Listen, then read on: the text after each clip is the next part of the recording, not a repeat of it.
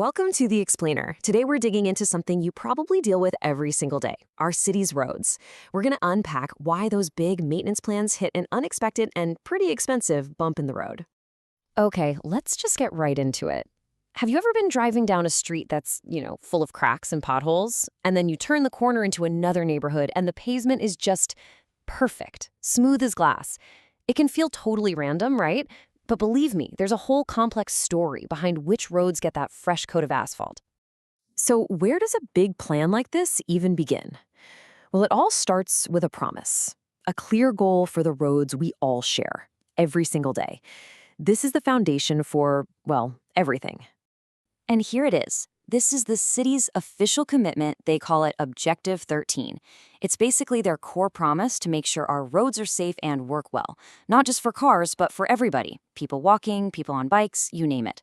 This is the North Star for all their road maintenance work.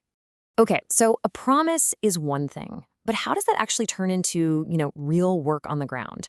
Well, that's when you have to start talking about hard numbers and some pretty specific targets. So originally, the city set a really ambitious goal. For the 2023-2024 financial year, the plan was to resurface 189 kilometers of roads. I mean, that's a huge undertaking. The idea was to really make a dent in that backlog of roads that need work. But you know how it goes. With any huge project, reality has a way of showing up. And in this case, a pretty major complication meant that the original plan, as great as it was, just wasn't going to happen. So what happened? Let's get into the single biggest thing that forced this change in strategy. It all comes down to one critical material that basically threw up a massive roadblock. And the main culprit is bitumen. It's that black, sticky stuff that literally holds the asphalt together. It's absolutely essential for paving roads, and all of a sudden it became a massive financial problem. Now, check out the exact words used in the official documents. This is what's so telling. They didn't just say prices went up. They called it an unforeseen and exponential increase. That word right there, exponential, that tells you this wasn't just a small price hike. This was a crisis. And wow, this chart just lays it all out, doesn't it? Look at that. The small bar is what they expected to pay for materials, and that giant bar next to it, that's what it actually cost. The price didn't just climb, it completely skyrocketed, blowing the original budget out of the water. So when you're faced with a new reality like that, you have to react, right? You can't just pretend the numbers aren't what they are. So the city had to make a smart pivot, a data-driven adjustment to make sure they were still using public money as responsibly as possible. So the target was officially revised. The new goal for that same 2023 to 24 period became 169 kilometers. Now, that's still a ton of road work, don't get me wrong, but it's a target that's actually grounded in the new financial reality they were facing. And there it is, side by side.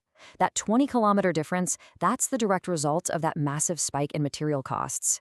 It's a pragmatic shift, a tough choice, for sure, but a necessary one to keep the whole program from going off the rails financially. And the city is tracking its progress really closely. You can see here, they're not just looking at the raw number of kilometers. They're also looking at the percentage of all road lanes getting resurfaced. The plan is to push that number up from just under 1.9% this year to a steady 2% long term. It really shows they're committed to improving the whole network, step by step. Okay, so we've been talking a lot about resurfacing, but it's so important to remember that repaving roads, as critical as it is really just one piece of a much, much bigger puzzle when it comes to keeping a whole city moving. So even with that cut back to the paving target, look at all this other work that's still pushing forward. They're still grading most of the unpaved roads. They're working to fix potholes. And this is huge. They're still investing in totally new stuff like sidewalks and bike lanes to make the city more connected and accessible for everyone. So at the end of the day, what this whole situation really shows is the constant financial tightrope walk that comes with managing a city. It's this perpetual balancing act, right? You have to keep the stuff we already have in good shape while also building the new things we need for the future. And that really leaves us with a final tough question to think about. When money gets tight, what's the right call? Do you pour every dollar into fixing the roads we have right now? Or do you take some of those limited funds and invest in the new bike lanes and sidewalks that'll serve the next generation? It's a super complex problem, and there's definitely no easy answer.